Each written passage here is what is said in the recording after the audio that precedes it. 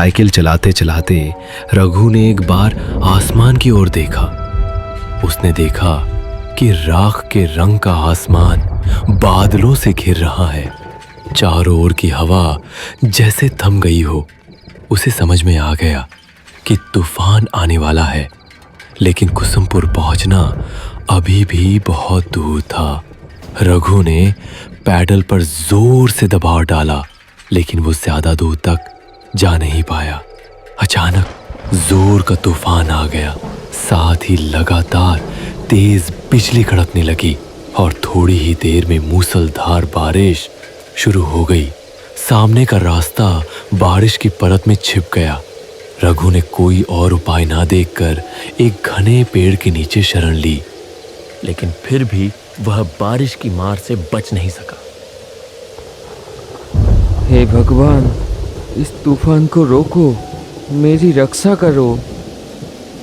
शायद भगवान ने उसकी प्रार्थना सुन ली। थोड़ी ही देर में तूफान और बारिश थम गई, लेकिन सड़क की जो हालत थी उसमें अब साइकिल चलाकर आगे बढ़ना संभव नहीं था। मजबूरी में रघु साइकिल को घसीटते हुए आगे बढ़ने लगा, लेकिन थोड़ी दूर जाकर उसे समझ में आया कि वह रास्ता भटक गया है।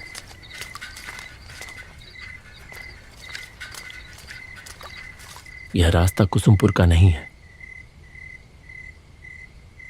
वह सोच में पड़ गया कि अब क्या करे। तभी उसके कानों में आवाज आई, क्या आप रास्ता भटक गए हैं? रघु चौंक कर देखने लगा। उसने देखा कि धुंधले अंधेरे में एक छाया मूर्ति खड़ी है। कौन हो तुम? मैं रतन हूँ बाबू। लगता है आप रास्ता भटक गए हैं। मेरा मतलब है मुझे कुसुमपुर जाना है, लेकिन नहीं जा पाएंगे। कुसुमपुर जाने वाला रास्ता बंद है। रास्ते में पेड़ गिर गया है। रघु मुसीबत में पड़ गया। वह पागलों की तरह सामने अंधेरे में डूबी सड़क की ओर देखने लगा।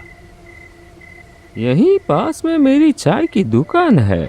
चलिए, फिर से बारिश शुरू हो जाएगी। रघु ने आसमान की ओर देखा, फिर हल्के से सिर हिलाकर हामी भर दी। आइए, मेरे साथ आइए।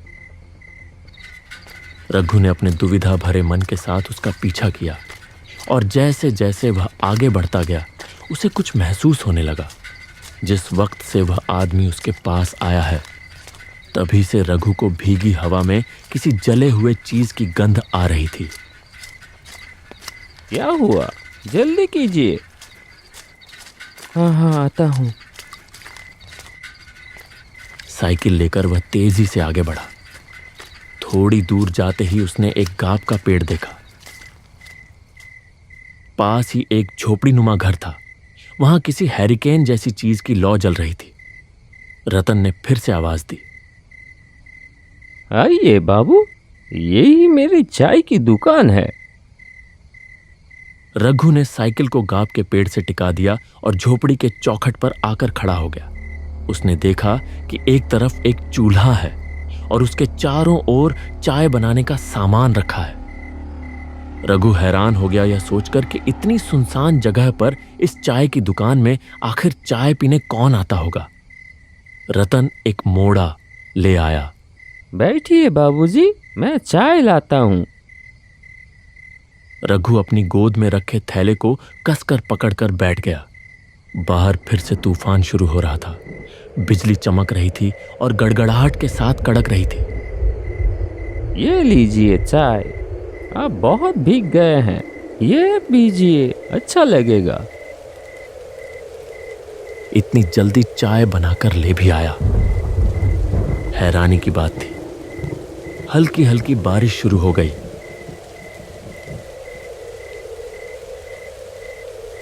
रघु चाय की चुस्की लेते लेते पूछ ही बैठा, यहाँ चाय पीने कौन आता है? मतलब इतनी सुनसान जगह में। पहले कुछ दूरी पर एक बस स्टैंड था, तब लोग आया करते थे। और अब आप जैसे कोई कोई आता है। उस आदमी की बातों में क्या था कौन जाने, लेकिन रघु का सीना एकदम से सिहर उठा। उसने कुछ असहजता के साथ चाय की एक चुस्की ली। आप चाय पीजिए। आज रात आप नहीं जा पाएंगे बाबूजी। रात को यहीं रुकना पड़ेगा। रघु ने देखा कि बारिश की बूंदें अब और भी तेज हो गई हैं। तूफान की रफ्तार भी काफी बढ़ गई है। बिजली लगातार गिर रही है। लेकिन एक चीज देखकर उसे बहुत हैरानी हुई। इतनी तेज आंधी के बावजूद हैरिकेन की लौ जरा भी नहीं हिल रही थी। न जाने क्यों रघु को लगने लगा कि उसके चारों ओर जो कुछ भी है वह सच नहीं है। जैसे कोई जाल है जो चुपचाप उसे अपने भीतर लपेट रहा हो। बैग में रखे हुए इतने सारे पैसे, उसका सीना एक बार फिर धक धक करने लगा। जब बारिश थमी तब तक रात काफी बीत चुकी थी। खाना पीना कुछ देर पहले ही निपट चुका था। रतन दहलीज पर रघु के लिए बिस्तर लगाते हुए बोला, कहाँ गई झूमर? बाबू को पान नहीं दिया? आइए बाबू, यहाँ लेट जाइए। डरने की कोई बात नहीं है, मैं और झूमर तो हैं ही। रघु ने हल्के से सिर तो हिलाया, लेकिन उसके सीने में एक बार फिर से टीस सी उठी। जैसे उसकी छाती के भीतर कोई धीरे धीरे उसे कुछ समझाने की कोशिश कर रहा हो। जैसे ही नूपुर की झंझनाहट कानों में पड़ी, वह हल्के से चौंक कर देखने लगा। झूमर धीमे कदमों से आगे बढ़ रही थी। उसकी आंखों में जैसे कोई खास इशारा था जो उसने रतन की ओर किया। रतन ने भी जरा सा गर्दन हिलाकर कुछ जताया। यह बात रघु की नजरों से छुपी नहीं रही। लीजिए बाबू, पान। पान? मेरा मतलब है खाइए खाइए। झूमर के हाथ के पान खा के आप जिंदगी भर नहीं भूल पाएंगे। रघु कांपते हाथों से पान उठाने ही वाला था कि एक तीखी सड़ी सी गंध उसकी नाक में आ लगी। कुछ वैसी ही गंध जैसी कच्चे खून की होती है। अचानक आई एक तेज हवा के झोंके से झूमर के सिर की ओढ़नी सरक गई, और जो दृश्य रघु ने देखा उसे देखकर उसका खून जैसे जम ही गया। झूमर के गले पर खून की एक लकीर थी। वहां से एक पतली धार बह रही थी। झूमर ने तेजी से अपनी ओढ़नी ठीक की और पलक झपकते ही गायब हो गई। रघु ने जैसे मशीन की तरह पान को मुंह में डाल लिया।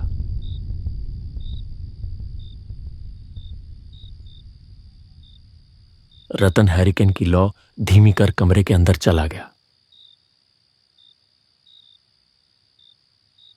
रघु एक अजीब सी घबराहट और बेचैनी लेकर लेट गया। रात गहरी और शांत थी। केवल झिंगुरों की आवाज उस सन्नाटे को तोड़ रही थी। पास के किसी झाड़ी से एक भूखा सियार चीख उठा। फड़फड़ाते पंखों की आवाज के साथ एक काला उल्लू आकर गाब के पेड़ पर बैठा और अपनी डरावनी आवाज में बोल उठा। रघु का सीना बार बार कांप उठता रहा। भगवान देखना, ताकि रात ठीक से कटे। थकान की वजह से थोड़ी ही देर में रघु सो गया।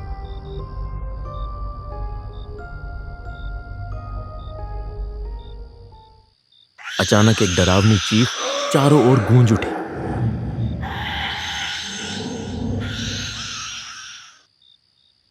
रघु अचानक बिस्तर पर उछलकर बैठ गया। उसने पागलों की तरह इधर उधर देखा।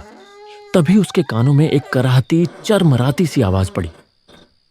वह आवाज जहां से आ रही थी, रघु ने उधर नजर घुमाई और जैसे ही देखा उसका शरीर डर से सिहर उठा। सिर्फ एक हाथ की दूरी पर कोई एक व्यक्ति गले में रस्सी डाले झूल रहा था।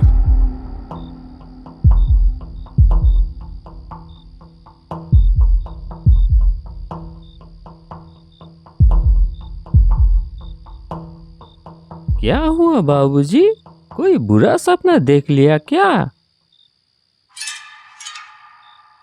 रघु ने देखा कि झोपड़ी के सामने जो आंगन जैसी जगह है, वहां एक लगभग टूटे झुके बांस के मचान पर रतन बैठा है।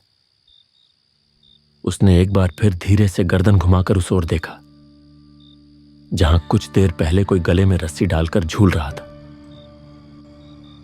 लेकिन यह क्या, वहां अब कुछ भी नहीं था। क्या ढूंढ रहे हैं बाबूजी? कुछ नहीं है, वो सब बुरा सपना है। तुम इतनी रात को बाहर क्यों हो? बहुत गर्मी है, इसलिए बाहर की हवा लेने आया हूँ। आप भी आइए ना। रघु समझ गया कि उसका शरीर पसीने से तरबतर हो चुका है, इसलिए वह बिस्तर छोड़कर मचान की ओर बढ़ गया। भीतर दबा एक अजीब सा असहज भाव लिए वह रतन के पास जाकर बैठ गया। तभी कहीं पास से एक निशाचर पक्षी तीखी आवाज में चिल्ला उठा। उस एक चीख ने पल भर के लिए फैली खामोशी को चकनाचूर कर दिया। इतनी गर्मी है, अब नींद आएगी ही नहीं। ऊपर से सपने में आप क्या कुछ देख रहे हैं। इससे अच्छा मैं आपको एक कहानी सुनाता हूँ। 3 साल पहले की बात है। ऐसा ही एक चाय और नाश्ते का दुकान था उसका। सब कुछ ठीक ही चल रहा था, लेकिन इंसान अकेले कब तक रह सकता है। इसलिए उसने शादी कर ली किसी दूसरी गांव की एक लड़की से। उस लड़की को एक नज़र देखते ही नज़र ठहर जाती थी। बहुत लोग कानों कानों में फुसफुसाते रहे, ये तो जैसे गोबर में कमल का फूल होगा तो उसके चाहने वाले भी होंगे।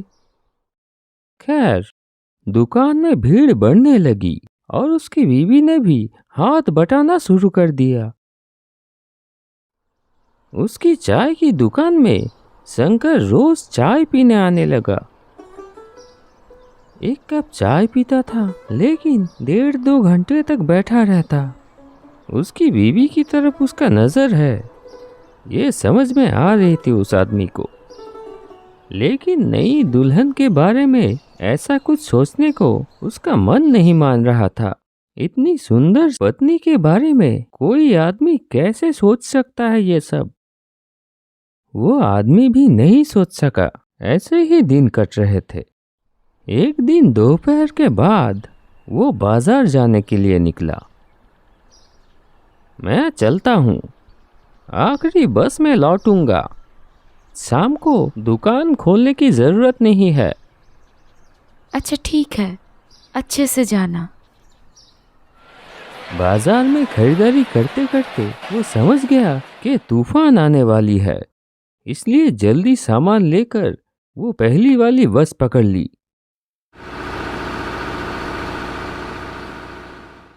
जब बस ने उसे मोड़ पे उतारा, आसमान काला हो चुका था।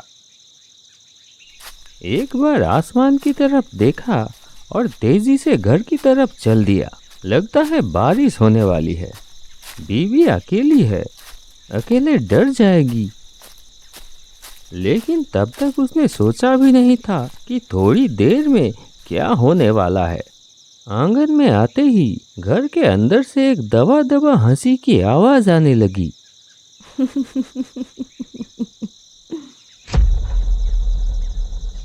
एक पल के लिए वो ठिठक गया। दरवाजे की तरफ ना जाकर वो खिड़की की तरफ बढ़ा। खिड़की से अंदर झांका। घर की मध्यम रोशनी में जो उसने देखा, उससे उसके शरीर में जैसे बिजली दौड़ गई। बिस्तर पर शंकर लेटा हुआ था और उसकी बीवी उसके सीने पर आधी लेटी हुई धीरे धीरे हंस रही है। हाथ से बैग गिर गया। बीवी के लिए लाया हुआ चूड़ियां भी जमीन पे गिर के टूट गई। कौन? शंकर दौड़ते हुए बाहर आ गया। उस आदमी को देखते ही वो हक्का बक्का रह गया। आप तो बोले थे आखिरी बस पे। बात खत्म भी नहीं हुई थी, एक तेज धार वाली चीज से एक झटके में वो अपनी पत्नी की गर्दन पर वार कर दिया। फव्वारे की तरह खून निकल आया। पत्नी अपनी गर्दन पकड़ लिया और जमीन पर गिर पड़ी और उसका शरीर बार बार झटका खाकर स्थिर हो गया। शंकर अब तक पत्थर की तरह खड़ा था। अब वो भी हाथ जोड़कर माफी मांगने की कोशिश करने लगा। वो आदमी धारदार चीज हाथ से फेंककर शंकर को बालों की मुट्ठी से पकड़ लिया और घसीटते हुए ले चला। शंकर पूरी ताकत से भागने की कोशिश करता रहा। गुस्से में शंकर को जमीन पर पटक दिया। फिर बांस की छत से लटक रही रस्सी को खींचकर शंकर की गर्दन में फांसी की तरह डाल दिया और दोनों हाथों से रस्सी के छोर को खींचने लगा। शंकर के मुंह से दम घुटने की आवाज निकलने लगी। उसकी आंखें बाहर की तरफ निकल पड़ी। तड़पते तड़पते उसका शरीर धीरे धीरे शांत हो गया। वो आदमी पागल की तरह अपनी पत्नी के खून से लथपथ शरीर को घूरता रहा। फिर गला फाड़कर चीख पड़ा, बीबी, ऐसा क्यों किया तुमने? क्यों किया? आदमी थोड़ी देर बाद उठा, घर के अंदर गया, जलती हुई लालटेन लाकर फेंक दिया बीवी के शरीर के ऊपर। उसने दांत भींच ली, आंखों से आंसू फूट पड़े।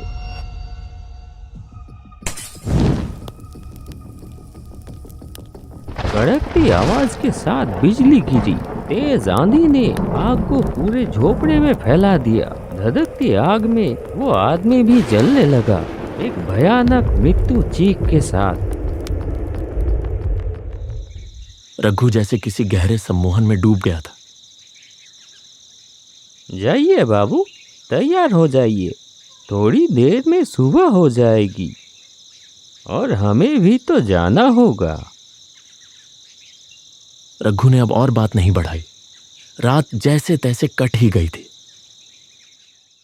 वह जल्दी जल्दी तैयार हो गया, फिर दरवाजे में हल्के से दस्तक दी। मैं चलता हूँ, सुन रहे हैं? तो फिर मैं चलता हूँ। नहीं, कोई उत्तर नहीं आया। एक पल के लिए रघु रुका और सोचा। फिर गाब के पेड़ से टिकाकर रखी हुई अपनी साइकिल उठाई और बाहर निकल गया। न जाने कहाँ गए, लौटते वक्त एक बार मिलकर जाऊंगा। लेकिन कुछ दूर जाते ही रघु को याद आया कि वह लापरवाही में पैसों का बैग वहीं भूल आया है। वह तुरंत साइकिल घुमाकर वापस उसी जगह लौट आया। लेकिन यह क्या हालत, वो झोपड़ी कहाँ गई? वहां तो अब सिर्फ एक अज्जली झोपड़ी का ढांचा पड़ा हुआ था। तो क्या रतन ने जो कहानी कल सुनाई थी वो? आप शायद ये ढूंढ रहे हैं। रघु तेजी से पलटा, देखा उसका पैसों वाला बैग। कौन हो तुम?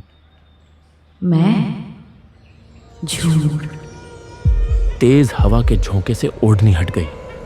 वही सड़ी सी तीखी गंध फिर से उसकी नाक में आ लगी। रघु की आंखों के सामने प्रकट हुआ एक औरत का भयावह खून से सना चेहरा। रघु होश खो बैठा और साइकिल समेत वहीं सड़क पर गिर पड़ा।